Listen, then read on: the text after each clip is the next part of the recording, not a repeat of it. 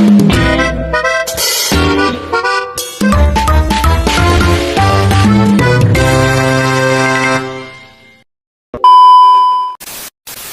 with the fans.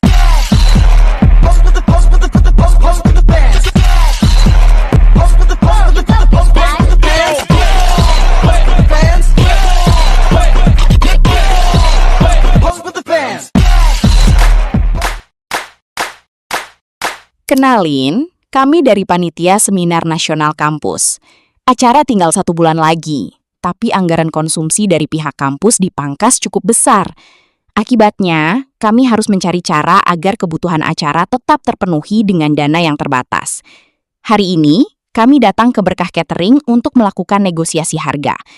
Namun, pada skenario pertama ini, kami datang tanpa persiapan yang matang dan hanya berfokus pada keinginan kami sendiri.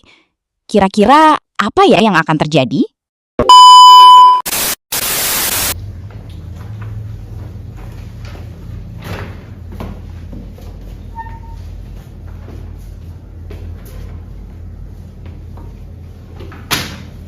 Jadi, gini Bu Sarah, intinya kami membutuhkan 500 paket catering untuk bulan depan, tetapi uang yang turun dari kampus itu hanya 10 juta. Apakah dana tersebut bisa disesuaikan dengan harga cateringnya?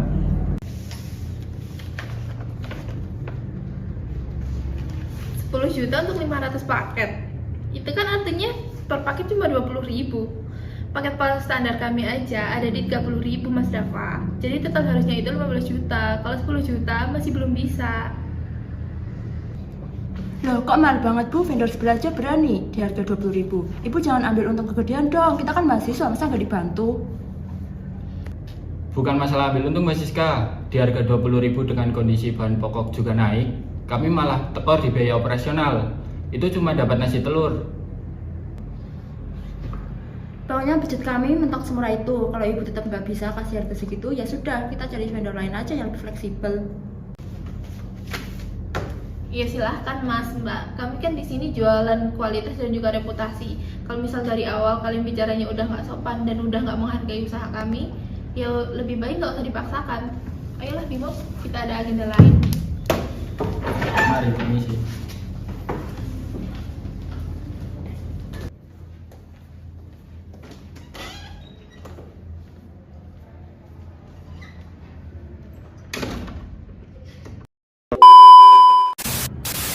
Baru beberapa menit negosiasi, vendor malah pergi. Di sini jelas ada yang salah dengan cara kita bernegosiasi. Nah, mari kita bedah kesalahannya secara teori komunikasi bisnis. Pertama, kita gagal dalam raport bidding atau membangun hubungan baik di awal pertemuan. Kedua, saya terlalu agresif dan langsung menyerang posisi harga vendor tanpa memikirkan batasan margin mereka.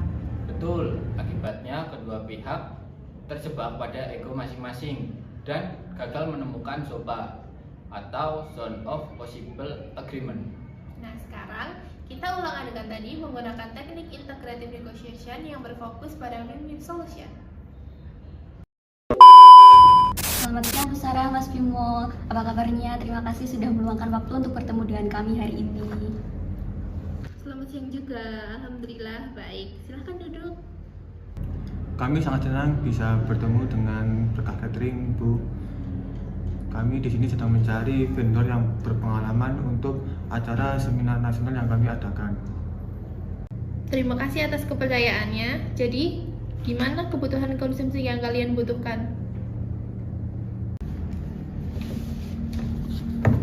Jadi begini Bu Sarah, Mas Bimo, total dana yang kami miliki itu sekitar 11 juta, namun 1 jutanya itu sudah dialokasikan untuk air mineral. Jadi anggaran yang bisa kami gunakan untuk makanan itu sekitar 10 juta rupiah atau 20.000 per porsinya.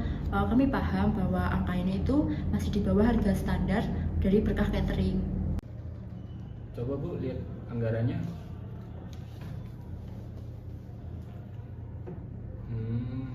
Kalau angka 20.000, kendala terbesar kami ada di biaya bento box premium dan biaya pengiriman kami yang memakan sekitar 4.000 per porsinya, Mbak.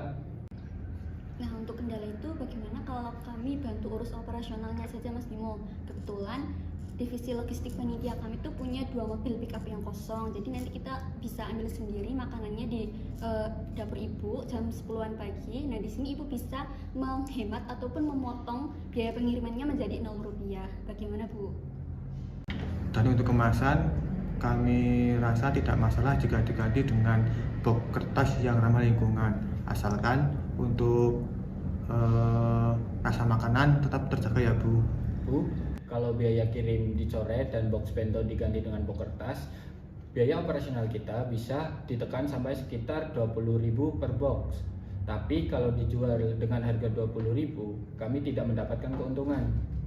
Nah, itu yang jadi kendalanya. Budget kalian itu kan sudah mentok, sementara kami juga harus menutup biaya operasional kan. Kira-kira dari kalian ada solusi lain nggak yang sekiranya bisa menguntungkan kedua belah pihak? Nah, kalau boleh kami juga punya alternatif kerjasama lain, Bu. Jadi selain untuk konsumsi acara, nanti kami juga bisa membantu mempromosikan berkah catering di seminar nanti melalui booth dan juga memperkenalkan berkah catering di depan 500 pesertanya secara langsung.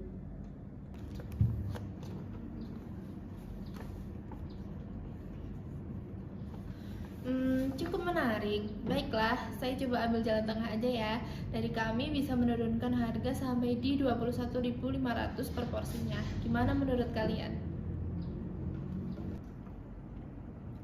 Kalau begitu totalnya berarti jadi 10.750.000. Selisihnya itu masih bisa kami sesuaikan dari anggaran lain yang belum terpakai. Baik Bu, kami merasa itu solusi yang baik bagi kedua belah pihak. Terima kasih sudah membantu kami menemukan jalan tengah. Sama-sama, kami juga senang bisa bekerja sama dengan panitia yang terbuka seperti kalian.